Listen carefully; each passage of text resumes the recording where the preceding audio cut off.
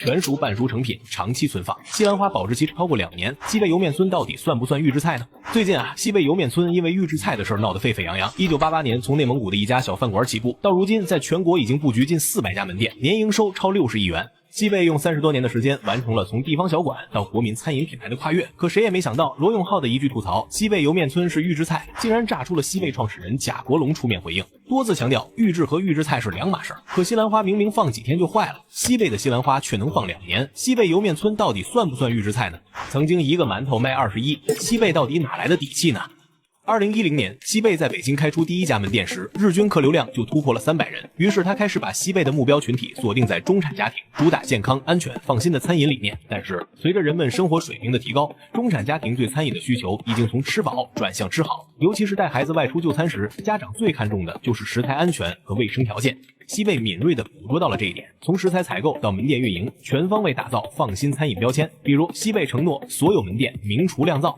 消費者可以透過玻璃看到後廚的每一個操作環節，從切菜、炒菜到裝盤，全程透明。在食材方面，西貝推出閉着眼睛點，道道都好吃的口號，承諾所有食材都經過嚴格篩選。為了進一步打動家庭消費者，西貝從2017年開始發力兒童餐市場。不同於其他餐廳把成人餐分量減半的敷衍做法，西貝的兒童餐專門針對3到12歲兒童的口味和營養需求設計，不僅造型可愛，還注重營養搭配。每份兒童餐都包含主食、蛋白質、蔬菜和水果。這些舉措讓西貝迅速成為中產家庭外出就餐的首選品牌。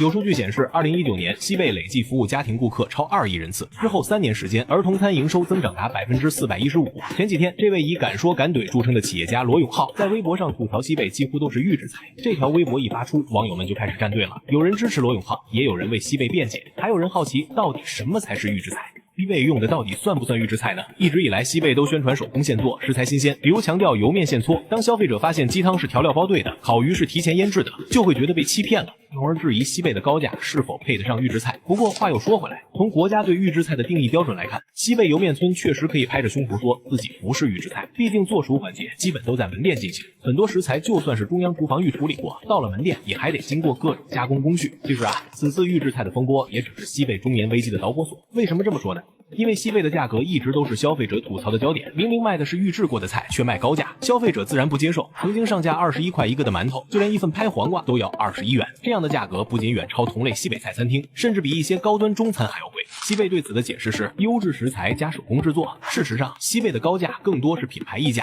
就從成本來看，西貝的食材採購成本並不比同類餐廳高多少。比如它使用的油麥和普通小麥的價格相差無幾，手工制作的成本也因中央廚房預加工被大幅降低。油面雖然是門店現搓，但面團是中央廚房提前和好的。在消費升級的早期，這種高價等於高品質的邏輯還能被接受，很多中產消費者願意為健康、放心、有儀式感買單。但近年來，隨着消費觀念的理性化，尤其是在經濟下行壓力下，消費者越來越看重性價比。2024年美團發布的餐飲消費趨勢報告顯示，性價比已成為消費者選擇餐廳的首要因素。78%的消費者表示會優先選擇價格合理、品質過關的餐廳，而西貝的高價低質正好戳中了消費者的痛點。總之啊，消費者也不是抵制預制菜，而是想要知情。西貝賈老板否認自己是預制菜，那是因為他按照國家標準走，確實不是預制菜。畢竟肯德基、麥當勞也是有冷凍貨。如果說西貝是預制菜，那麼肯德基、麥當勞自然也成了預制菜。但羅永浩氣的也不是你預制菜，是你明明做的沒有鍋氣，反而卻賣出現炒現做的高價。所以啊，這場預制菜風波，西貝總要承擔點後果了。